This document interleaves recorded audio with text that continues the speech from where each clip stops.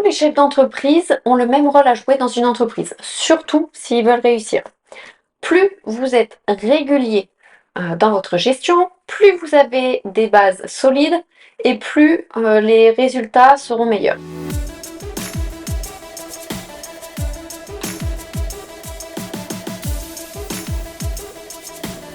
On peut être passionné par différentes choses, mais l'important en fait c'est de mener à bien la gestion de son entreprise. Un chef d'entreprise est prêt à relever ses manches si ça le mène vers la réussite. Mais quel est le chemin qui mène à cette réussite? Eh bien souvent on commence en bas de l'échelle, on gravit les échelons au fur et à mesure. Comme en coiffure par exemple, comme moi j'ai commencé donc en coiffure, on commence en apprentissage, on passe ensuite en coiffeur et seulement après quelques années on peut devenir chef d'entreprise. Pendant toutes ces années de salariat, on continue en fait à développer donc notre créativité, puis on alimente continuellement notre passion pour le métier. Et lorsqu'on décide enfin à prendre en main donc notre avenir d'entrepreneur, là on commence à développer des facultés pour nous permettre de gérer une entreprise et tout ce que ça implique. Sans que ça nous empêche non plus de rester talentueux dans notre travail. On crée un lien qui devient plus fort entre donc le coiffeur et le client, grâce à nos facultés en fait de pouvoir écouter et de pouvoir répondre à la demande de la clientèle. Parce que vu qu'on veut développer notre entreprise, là on va être beaucoup plus apte à prendre le temps d'écouter et surtout à comprendre réellement ce que le client veut. On veut pouvoir apporter des solutions aux problèmes de nos clients. Donc on va vraiment prendre le temps de répondre à leurs demandes, de les écouter, de les conseiller pour pouvoir réussir à faire du chiffre d'affaires qui soit adapté. Parce qu'il faut bien se l'avouer, si on veut une entreprise qui soit rentable, si on n'est pas capable de faire ça, forcément on va pas générer de chiffre d'affaires. Donc dans un sens, ça oblige le propriétaire à tendre un peu plus l'oreille vers ses clients. On peut devenir chef d'entreprise à n'importe quel moment dans notre carrière. Le tout, c'est qu'on le devienne au moment où on est prêt. Parce que pour certains, ils vont passer par différentes étapes, comme être chef artistique d'une grande marque, être professeur.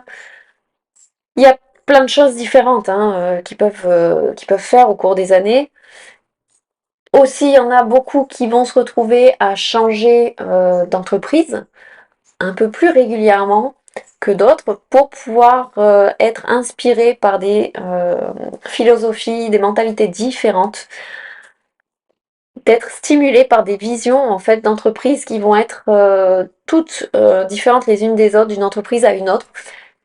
Et pour certains, c'est même un rêve de devenir chef d'entreprise.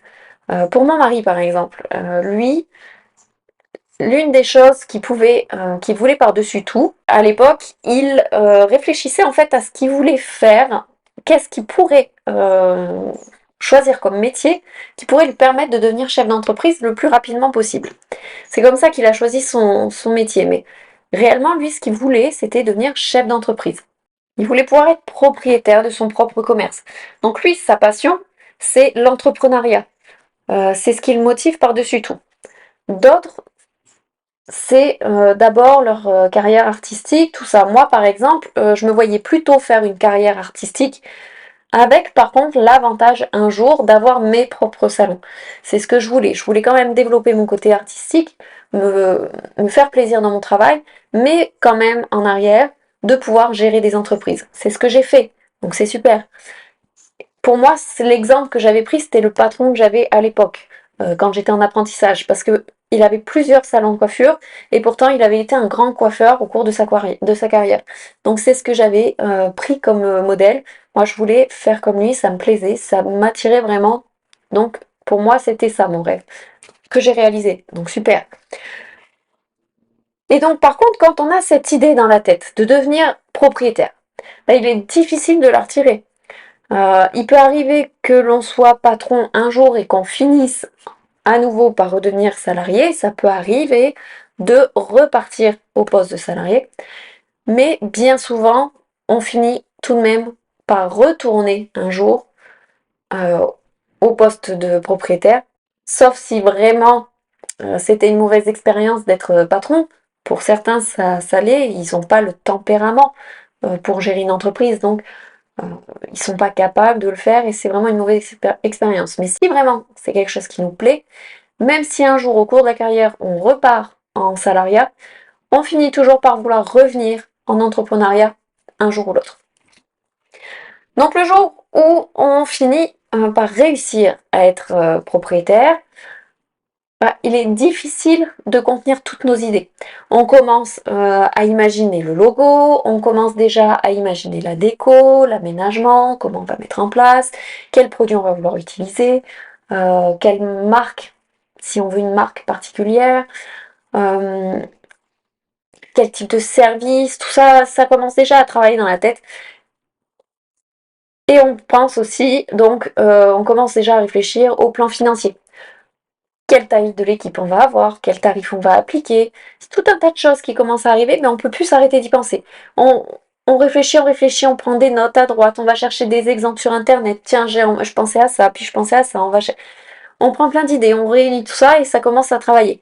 Et donc c'est là où, quand on commence enfin à s'y jeter, c'est parti pour des heures de mise en place. On commence à concevoir donc notre concept donc, de salon de beauté, de restaurant, peu importe le domaine, hein, mais on commence à mettre en place donc le commerce. Ça commence à prendre forme et on se rapproche le plus possible de la vision qu'on avait souhaitée, à laquelle on pensait, justement avec quelle marque, quel produit, quelle déco, tout ça. On va essayer de s'en rapprocher le plus possible. Et il va y avoir donc deux types de lancement. Quand on fait le lancement donc, de l'entreprise, une fois que tout est prêt, il va y avoir un lancement qui va être donc avec réussite et un sans réussite. C'est-à-dire un lancement qui va attirer beaucoup de monde ou non. Mais quoi qu'il en soit, qu'on ait beaucoup de réussite ou très peu, déjà bravo pour en être déjà à ce stade. Parce que il faut quand même oser se lancer vers un nouveau changement de vie qui est quand même assez important, avec beaucoup de nouvelles actions à réaliser. On sait aussi que ça va pas être sans difficulté et parfois ça va être stressant, surtout lorsqu'on va avoir des choses qui vont être imprévues, qui vont surgir de nulle part pour nous faire monter un petit peu la pression. Et la transition aussi du poste salariat vers l'entrepreneuriat va être quand même quelque chose qu'il va falloir réussir à faire progressivement et qui est pas toujours facile pour tout le monde. Ça demande beaucoup de remise en question en fait. Mais ça va, on gère. Une fois qu'on se lance, on gère, on relativise. On trouve un moyen pour calmer le jeu, on essaye de garder les choses en main pour atteindre nos objectifs. Une fois qu'on est dans cette vague d'entrepreneurs, on a un état d'esprit en fait qui change. Donc du coup, on cherche toujours à trouver des solutions. On ne cherche pas à rester à s'apitoyer sur son sort et on cherche toujours à aller de l'avant. Car nos objectifs en fait principaux en tant que propriétaire de commerce vont être d'avoir une société qui est rentable, qui ressemble à ce que l'on imagine le plus possible et avoir des clients satisfaits. Pas toujours facile hein, entre les contraintes des lois, les budgets qui parfois sont serrés, qui nous limitent beaucoup et les difficultés donc à gérer les équipes, même la clientèle, et surtout à satisfaire la clientèle, c'est pas toujours évident. C'est un peu plus dur quand même que à réaliser que ce à quoi on pensait, hein, faut se l'avouer, mais on y arrive tout de même plus ou moins facilement selon les situations et plus ou moins rapide aussi selon les situations, mais on reste motivé. On est prêt en fait à se former et à demander de l'aide. Faut pas s'occuper de tout seul parce que c'est là où on a du mal à avancer si on fait tout de A à Z. Un peu d'aide, ça ne fait pas de mal. Et donc, quand on a cet état d'esprit d'entrepreneur qui est prêt à avancer, on est prêt à prendre de l'aide, à prendre les conseils d'autres personnes. Et justement, c'est ce qui va aider à avancer plus loin, plus vite.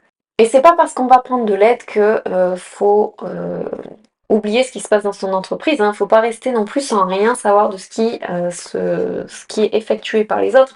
Faut quand même, en tant que chef d'entreprise, garder un œil partout sur sa société pour connaître en fait toutes les facettes du business, pour connaître tout ce qui est mis en place.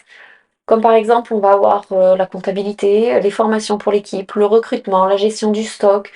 Je vais pas tout relister, hein. J'en parle suffisamment dans d'autres vidéos, puis dans mes formations. Je n'ai pas besoin de recommencer à tout lister ici.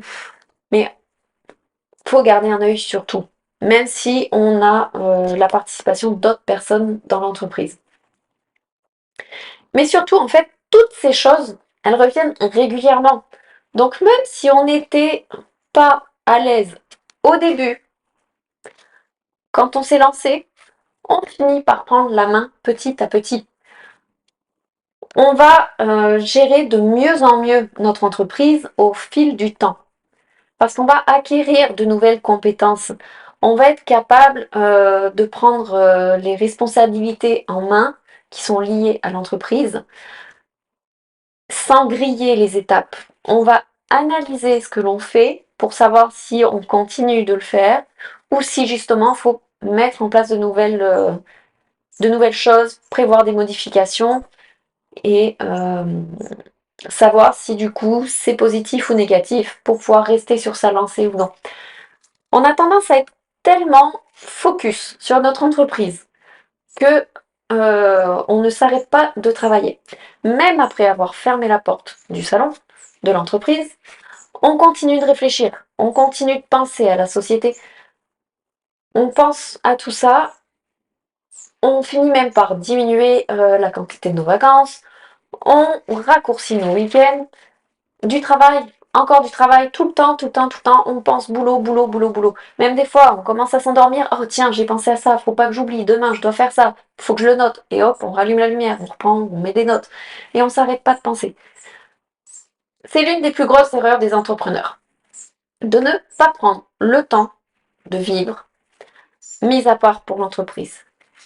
C'est l'une des raisons pour lesquelles en fait on finit par déléguer des tâches pour nous permettre de retrouver un peu de liberté. Parce que si c'est pour se rendre prisonnier et devenir un pantin qui est dirigé en fait par le travail qui doit être effectué par l'entreprise, donc en fait c'est l'entreprise qui finit par nous gérer, ben non merci. On a besoin de retrouver un peu de liberté. On a besoin de gérer notre entreprise, mais sans se stresser, sans être tout le temps en mode j'ai pas le temps, je dois penser à ça, je dois faire ci, et c'est pas possible. Bref, heureusement, on a la possibilité de se libérer de cet engrenage, en fait, à condition, bien sûr, de voir les choses en face et d'affirmer, en fait, de se dire que on n'est pas des surhommes, qu'on peut pas faire tout seul. Même si on a l'impression de manquer continuellement de temps pour faire avancer l'entreprise, il faut relativiser. Et c'est une fois qu'on se retrouve qu'on s'entoure en fait avec des bonnes personnes, qu'on se retrouve avec des bonnes personnes, qu'on finit par avancer tout en retrouvant une vie plus légère, plus libre. Donc c'est pourquoi il faut vraiment s'accompagner, il faut vraiment s'entourer des bonnes personnes dans l'entreprise pour pouvoir déléguer. Je sais, j'en parle beaucoup, beaucoup, je suis passée par là, moi aussi. J'ai essayé de faire beaucoup de choses toute seule, mais rapidement j'ai pris les choses en main de façon à me faire aider dans l'entreprise, de façon à déléguer des tâches. Je sais de quoi je parle, j'y suis passée en fait. Et c'est pas bon de s'enfermer dans une routine qui est épuisante, de toujours en plus douter de soi, de ne pas se sentir à sa place, de manquer de temps, d'avoir l'impression de faire du mauvais travail. Mais dès qu'on s'avoue à soi-même qu'on a besoin d'être accompagné, qu'on a besoin d'être entouré, qu'on doit se concentrer sur ce que l'on sait faire le mieux et que dans ce cas-là, on va demander la participation à d'autres personnes pour faire le reste, et bien là, on va avoir la frustration qui s'évapore. On va à nouveau pouvoir faire des journées comme on le souhaitait. On va pouvoir se concentrer sur notre travail. Et du coup, d'avoir un travail qui sera beaucoup plus efficace. On s'occupe de satisfaire notre clientèle tout en réalisant les choses qu'il faut pour l'entreprise selon nos idées. On s'épanouit à nouveau. Ce que l'on commençait en fait à perdre au fil du temps parce qu'on s'emprisonnait dans notre travail, parce qu'on était tout seul pour tout réaliser.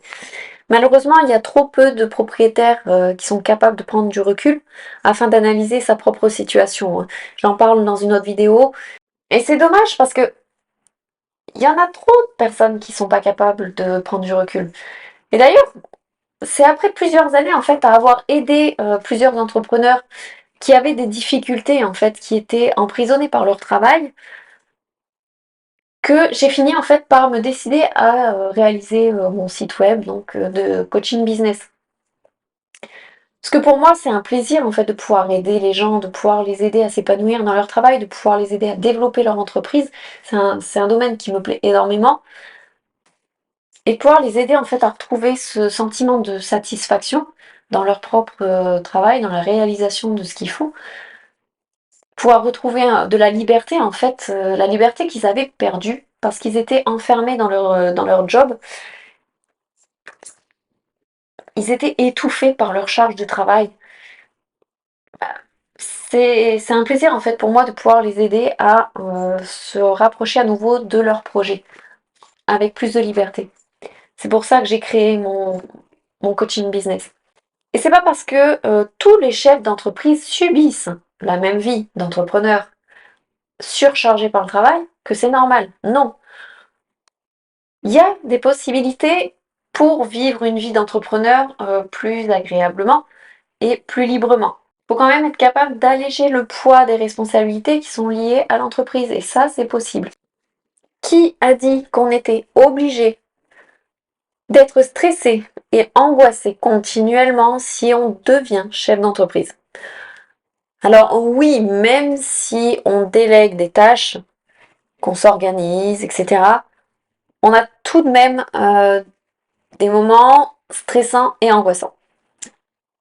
Ça, c'est clair, on ne peut pas les empêcher, ces moments-là finissent toujours par revenir. Mais c'est juste qu'ils vont être plus ou moins intenses si on est encadré de personnes qui peuvent nous aider dans notre gestion d'entreprise. Mais bon, comme je dis, ce sont des passades. Les périodes de stress et les périodes d'angoisse, quand on a des moments qui ne vont pas, c'est juste une passade. Une fois qu'on trouve une solution pour les résoudre, ça s'en va. Ce n'est pas quelque chose en continu. Contrairement aux personnes qui doivent essayer de tout faire tout seul, ils ont un stress continu. Il faut savoir faire la part des choses et être réaliste. Le fait d'être continuellement stressé va fausser notre perception des choses et entrave notre jugement.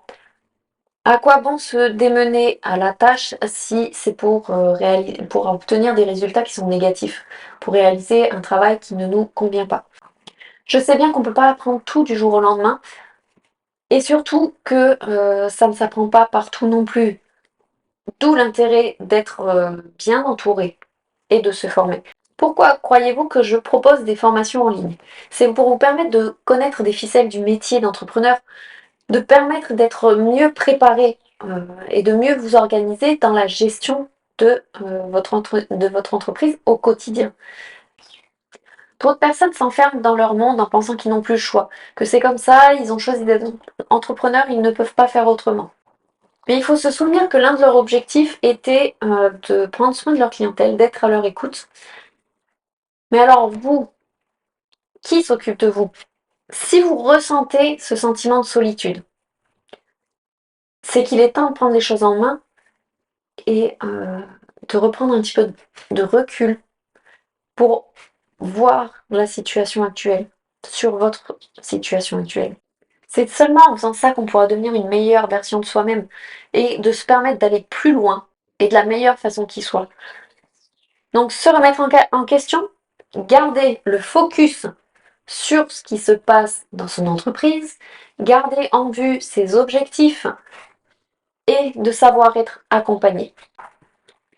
C'est ce qui va permettre au chef d'entreprise de se rendre sur le chemin de la réussite.